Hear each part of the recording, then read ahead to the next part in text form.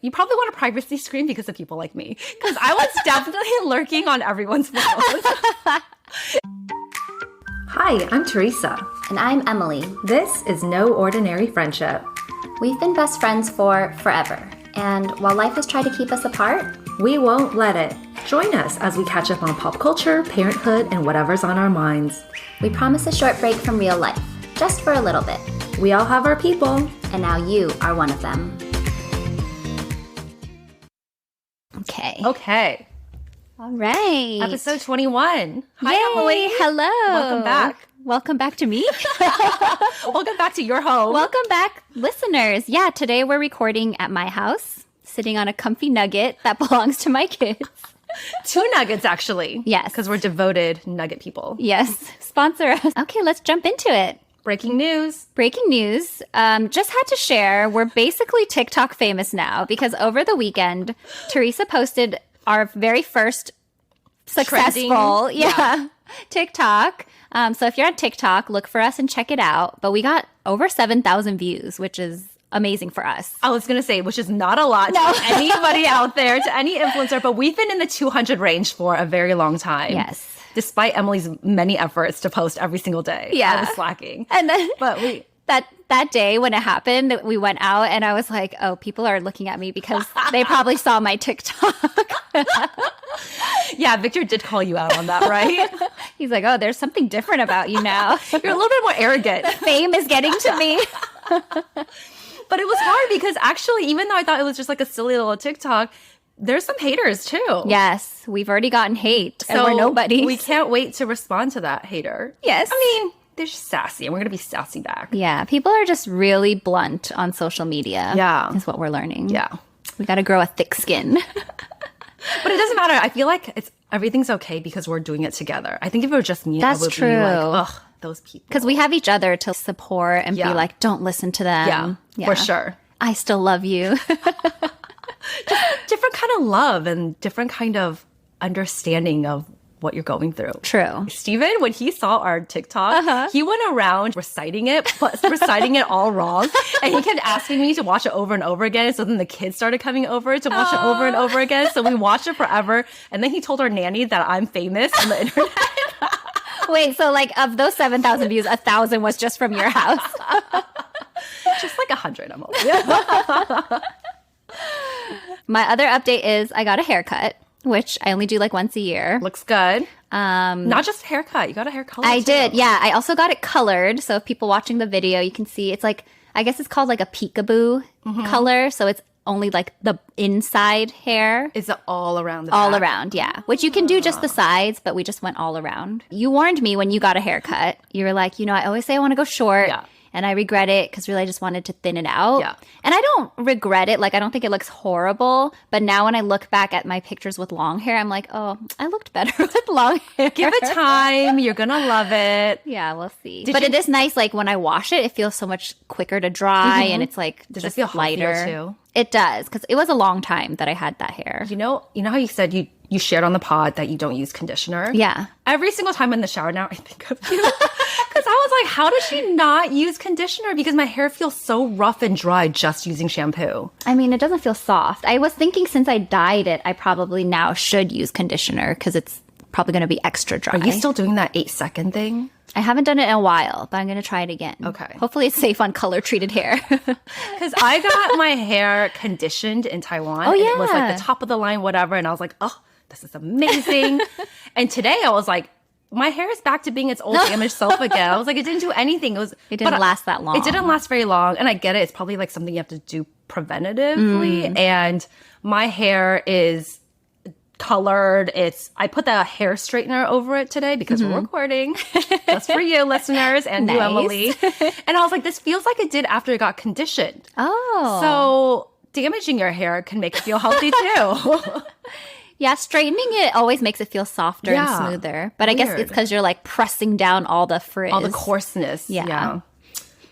Okay. Well, let me tell you about yesterday. I took the bus again in San Francisco. So I went to the Mission. It's like terrible to find parking there or around Noe Valley. And you know how privacy screens on phones are really gaining popularity? No. Actually, I don't know if they are. But I know in Asia they are because every single time I try to buy like a phone case, they kept trying to upsell me a privacy screen. And my cousin was like telling me about hers too. And in my mind, I'm like, what are you trying to hide from with a privacy screen? Yeah. But I can understand if you're on like Bard or whatever a lot, then maybe you want the privacy screen on for whatever work reason. And people have it for their laptops. Anyways, you probably want a privacy screen because of people like me. Because I was definitely lurking on everyone's phones.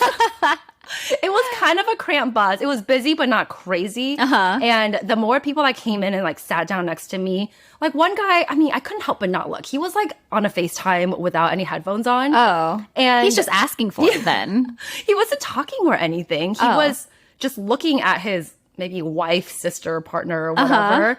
And I was like, oh. And they're like kitchen noises in the back. So they're just kind of like watching each other. And I was like, oh, that's kind of sweet that they just want to like spend time together. Because kind of like kind of like the Uber drivers that are on their phones all the time with like whoever's back home in their home country, maybe. So I thought of it as that. But then I watched American Nightmare, which I'll tell you about later. They talked about it on Giggly Squad. Is that why you watched it? No, I'll tell you later. Okay. So I was lurking, and this one girl next to me was on the Reddit page for Call Her Daddy. And I kind of like... You should have been like, hey, you listen to podcasts? I have a recommendation. Oh, you listen to that #1 podcast on Spotify? Well, let me tell you about another one that's just as good. 300. 300, like I don't know. 15,000. Well, so I saw a post and it was like, if you have like 30 downloads per episode, you're in the top 50% of podcasts, which we do. Thank you so much, listeners. Yeah, we actually have a lot more loyal listeners than I expected. Yeah. So thank you. So this girl was on the Reddit page and I was like, maybe one day that'll be us. And one person will just be like on our Reddit page and hopefully it's not full of hate. Even if it is, it's engagement. It is engagement. But yeah, maybe if you want somebody to like not lurk on your phone, don't do all this stuff on your phone on the bus. But it's okay. I'm like, I don't even know these people. Yeah. What are you going to... It's not like you're a hacker or like identity thief. Yeah. So... I was just a little just judgy. curious. But I know they were judging me too. I'm sure people look at my phone all the time. I was like texting like crazy. Yeah. And they could read the whole thing. That reminds me of a random funny story. Like once I was on the bus and I don't usually wear glasses, right? So one day for some reason... glasses? I have glasses because one eye has like a little bit of nearsightedness. But I never wear them. But like if I were to take like a driver's test, like the vision one, my right eye can't see all the letters. Okay. But So you wear otherwise, glasses I think my left eye compensates. Okay. But yeah, so I have prescription glasses, but I don't wear them very much, especially now that I'm not working. Like sometimes when my eyes get tired, I'll put them on. But anyway, one day for some reason, I decided to wear glasses and I think it was like more for fashion. And because I'm not used to wearing glasses, I thought I was wearing sunglasses.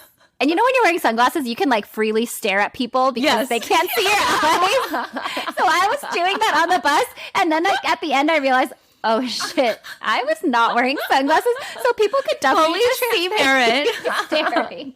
They're definitely talking about you on some podcast somewhere. Yes.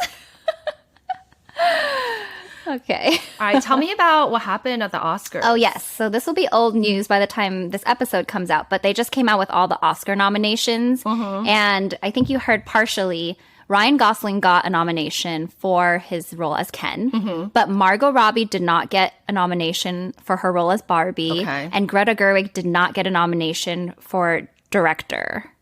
And Ryan actually released a statement saying he was disappointed because he was like, they are what make the movie. He was like, there is no Ken without Barbie. And like, I'm really disappointed in the Academy for this oversight. And then a lot of people, of course, are on his side too. Like, they agree. And I agree. Like, if you're going to give Barbie recognition, how can you not recognize the main role? It did get nominated for Best Picture overall, but just those two specific like individual. Well, who were the other like nominees in their category? Because I didn't see. Maybe they're just weren't enough or something. Pool. Yeah. Maybe. I don't know. But I mean, Barbie was such a crazy, iconic, like, blockbuster that last year. How can they not get it in their respective roles? But someone, I don't know if I have it handy, someone commented on one of the Instagram posts about it, and it was like, that decision was made by the patriarchy in the Dojo Mojo Casa house. And I loved it. Like, that should be a t-shirt or something. I'm sure it will be.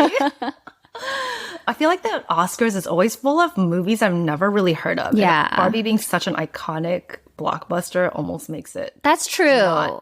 Like, appealing to that category. As much as I want to support Asian like film, Everything Everywhere All at Once was really weird. And it won all those awards. So it's almost like if you win an Oscar, then you are not like mainstream enough. Yeah. It's like more artsy and difficult to understand and not that enjoyable to watch. Which I hate. You know, Yeah. remember like didn't Titanic win Best Picture? I don't remember. Like that was mainstream and it was not many can like cross both. Yeah. Can intersect in that way. Yeah. Interesting. Yeah, I did hear that there's a lot of It's the patriarchy. Yeah. The Oscars are either racist or sexist. Can't win. or both. True. Tell me about the shows you're watching. I watched American Nightmare, and you're right. They did talk about it on Giggly Squad, and I was a little bit upset that they talked about it because you wanted to talk about it first. because we have a lot of crossover fans. Well, I watched it because one, it keeps recommending it to me on Netflix, and I keep being like, "Oh, I don't want to watch this." But two, I heard on the radio station that it was based on a true crime story in Vallejo and in Dublin, so the Bay Area, very close to us. Yeah. And so that's what piqued my interest. And the radio hosts are talking a little bit about it, not giving a full in-depth review because there are a lot of twists and turns as to like Spoilers. what happens. But it's, listeners, if you don't know, it's on Netflix. It is a 3-part docuseries, true crime docuseries for a home invasion / kidnapping that happened in 2015. Oh, not And- that long ago. Yeah. Are you going to watch it? I kind of want to since you and Giggly Squad Okay. recommend it. Or do you recommend it? I do recommend it. Am I going to be scared to be home by You myself? will not be scared to be home. Okay. You would not be scared to be home, I think. Okay. Maybe a little. I guess I have a dog. Yeah, you have a dog, you're good. But it's not the most vicious. I'll tell you, I'll give a spoiler free. Okay. So what I liked about it was, well, one, it's the Bay Area. But two, okay, this is not what I liked about it, but it like was very good storytelling from the victim. But essentially the police did not do anything to help them. Like this thing happened and I guess Gone Girl had just been released. Remember the movie Gone Girl? The year before. So the police were like, you planned this. Oh. So just like Gone Girl? they were like, you planned this because she got released just 48 hours later. Oh. But then there were different elements of the story too, where they connected the kidnapper to like something that happened in Palo Alto, something that happened in Mountain View. And this was 2015, Emily. Like you and I were living here, and this guy was attacking women in their 20s and 30s. How come we had no idea? I don't remember the story at all. And it was called the Gone Girl case. No. But it's just like Giggly Squad said, like this one woman came in And solved everything? and it was her first day as a detective. Wow. Like, and the FBI got involved, and it just felt like it answered a lot of questions. But at the end, there are also so many more. Answered a lot of questions, but there's still like a lot more open things that they didn't really address because when she got kidnapped, and this is not a spoiler, the kidnapper was like, "Oh, this was meant for Andrea," which is her boyfriend's ex. And her boyfriend's ex had been living in that home just a few months prior to that.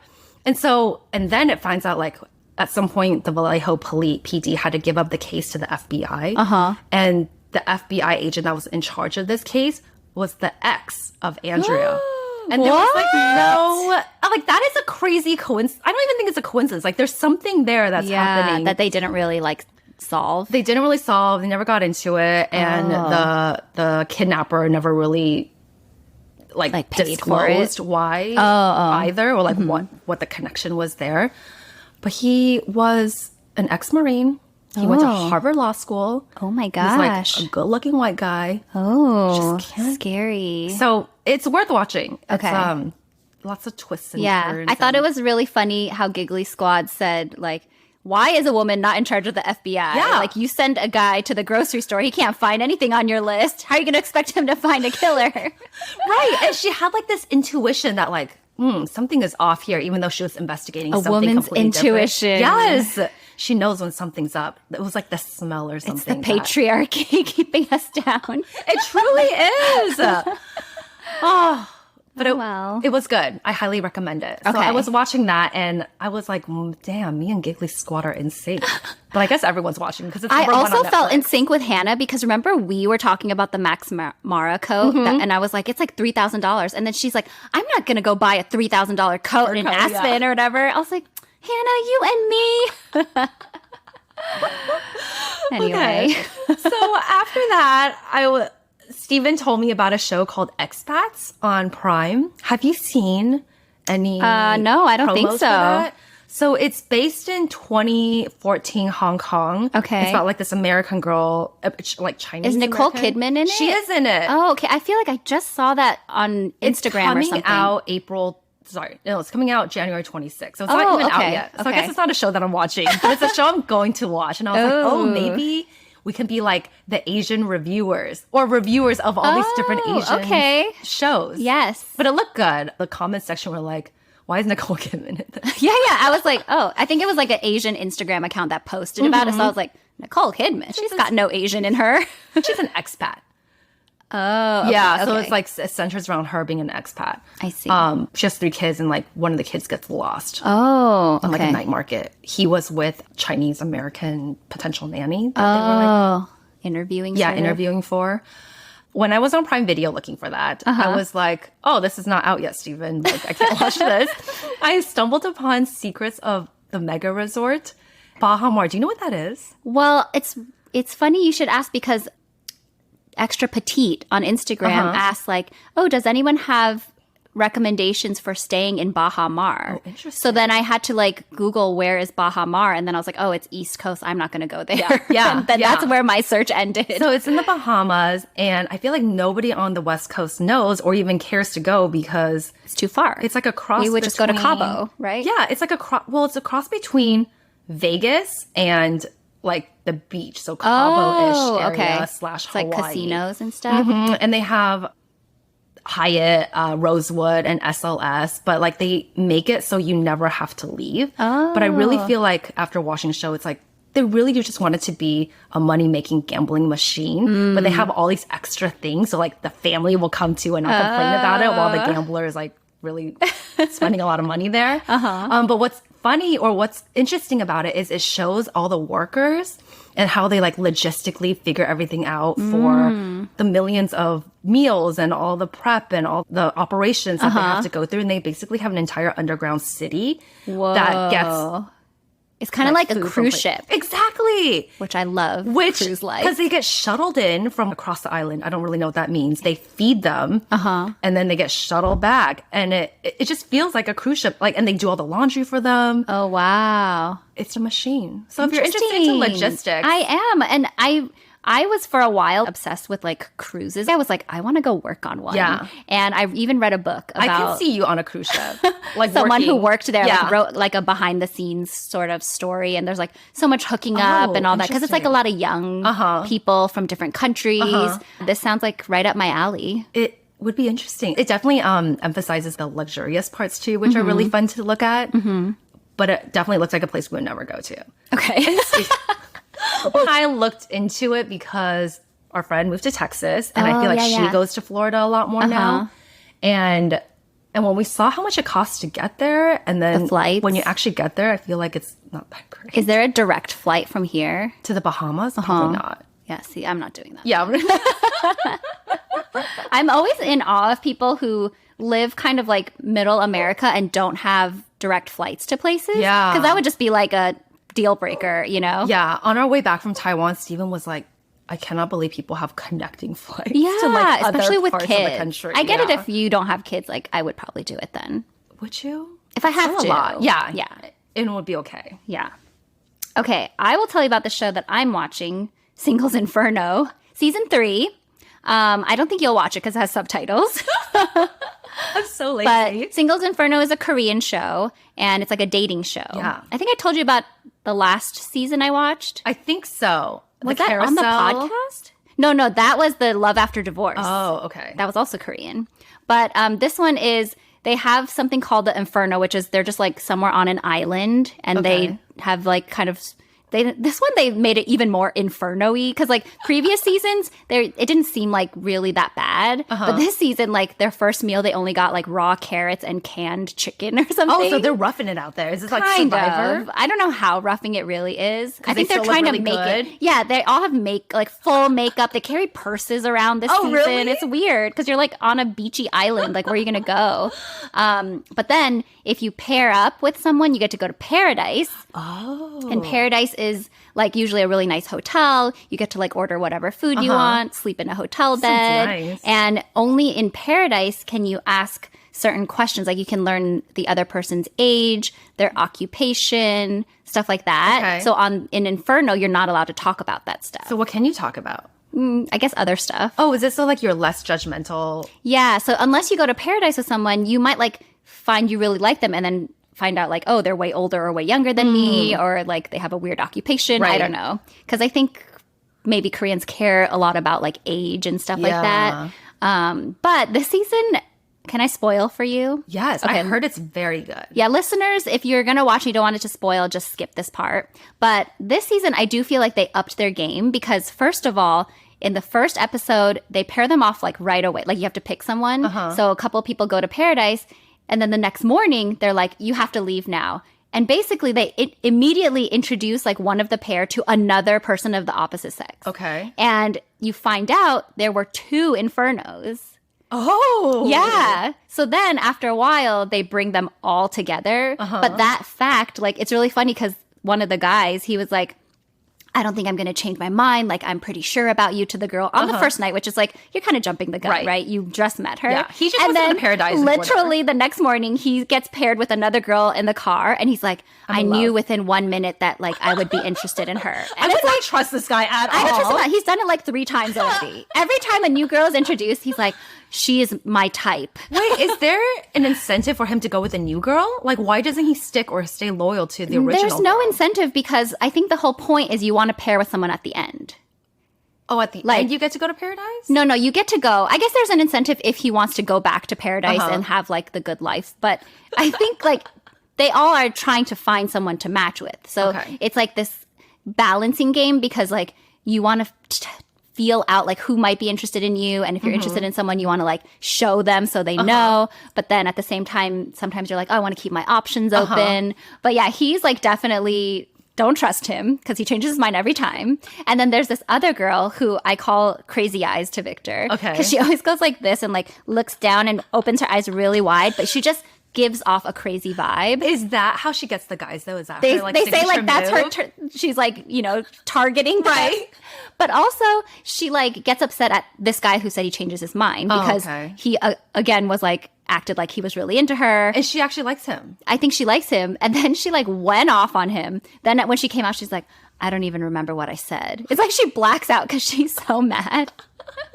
I get that. But yeah, it's funny because like you see people how fickle they are. And then there's this one girl who paired with another guy, and he's so nice. He's my favorite. And Victor said he's from the South, so he's like more, I guess, timid? like not timid, but he's like more manly. Like some of the more like maybe like city guys are a little bit more feminine, that vibe. Yeah. But he just seems really honest. And like, so he told the girl that he was interested in, he's like, I'm only interested in you. There was a part where you can give a candy to whoever you are like somewhat interested in, and there's no limit. He only gave it to her. Aww. And she gave it to 4 of the 5 guys. Aww. So when he found out, of course he was hurt, right? Yeah. So then they throw a twist into the mix. A new girl comes like 3 days in or whatever. So everyone's like, whoa, what's happening?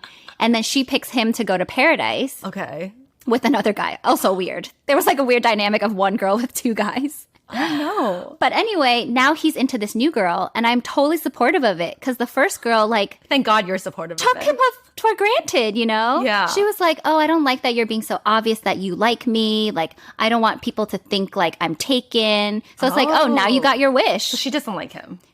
I think she was like too sure that he liked her, so she was kind of like cocky. Who else is out there? Yeah. And now it like bit her in the ass because he's not interested in How her long anymore. is the show? Are you at the end yet? No.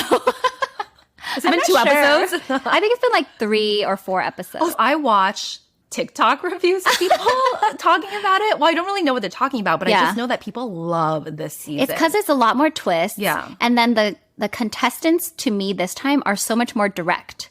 They'll be like, I like you, or like, how do you feel about this person? Do you think you're going to change your mind? I heard the way they look physically, too, are more on par with one another. Like, all the girls are equal levels of beauty. Okay. Versus in past seasons, one of them was a beauty pageant queen. The other person was like a normal girl. So it's a little bit like boring. I think they're all above average, the girls. But they're all very plasticky. Koreans are very into plastic surgery. So one of them has like very full lips. There's only one that I feel like looks more like she didn't get plastic surgery.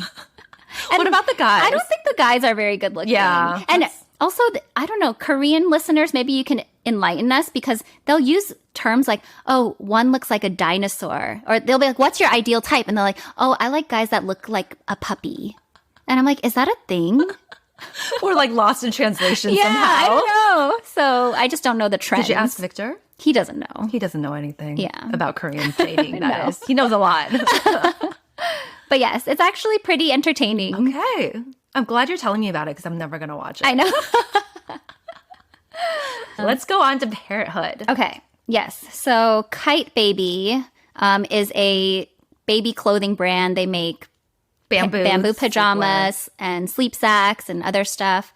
And for listeners who don't know, they are like in the process of being canceled. Yeah. Or kind of have been canceled by at least by a small select, at least people by a on TikTok. really loud select group of people. Yeah. Because they had an employee who, I guess she was able to adopt a baby, but the baby was in the NICU because it was born like at 22 weeks or something. Really, yeah. And Kyte Baby basically told her like she couldn't take more than 2 weeks off. Otherwise, she would be let go. Is that right? Something like that. Or she couldn't work fully remote. Oh, okay. Something like that. After the 2 weeks. Yeah. And she didn't qualify because she was at Kyte Baby for less than a year. She didn't qualify for FMLA or anything like that. And so I've definitely seen TikToks on both sides, but the CEO came out and made a statement. And I didn't watch the original one, but she ended up having to come out to make a second statement to apologize for that. People first said it was like statement. very scripted and not sincere or something, right? And then the second one, I think because she was like getting canceled and no one was buying anything, or I think it's very terrifying. It is. Probably, especially when your business is on the line and people have no empathy whatsoever, even though you don't know how to react to those new situations. Yeah. But I think the general sentiment is, oh, but this is a Baby. brand that like supports like babies and mothers. Yeah. Like they should be a little bit more understanding than what their actions have shown. Totally. So I don't know. It seems like very outrageous, like what people are saying. Like people are like burning their I know. Kyte. There's videos of people taking the Kyte pajamas outside and just throwing it on their lawn. It's like you already paid. Like now you're just wasting. Yeah, now you're just not being eco-friendly whatsoever. Yeah. And I think, I mean, for me, obviously, I don't agree with their actions, but I'm sure like 90% of companies, that's how they treat the situation. Yes. They treat it as a head count, not a person, right? They're like, this is our policy. Unfortunately, I wish we could do more, but like, this is our policy. Yeah.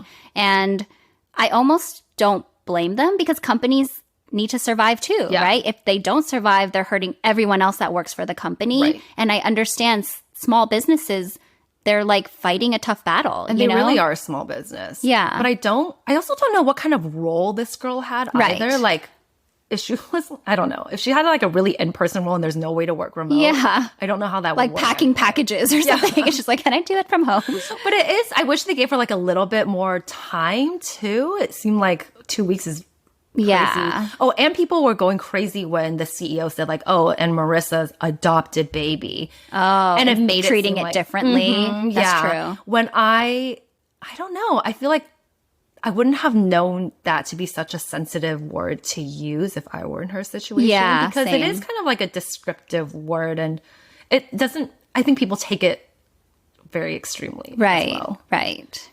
But my other thing is like, because of that, like because companies are going to treat you like that, you should never over prioritize your job. Like never bend over backwards and kill yourself for a job because they won't do the same for you. No. Like if you love your career and you're putting a lot into it for your own benefit, I fully support that. But never feel like, oh my gosh, I have to do it because my job wants me to. Because just in my limited experience and seeing how companies treat people, especially with layoffs and stuff like You that. don't Like have limited they don't care. experience, Emily. You have a lot of I just mean, experience. like my companies have never been that mean to me, so I'm not feeling like personally, okay. you know, but just seeing how they can treat people. That's my takeaway. 100%. Yeah.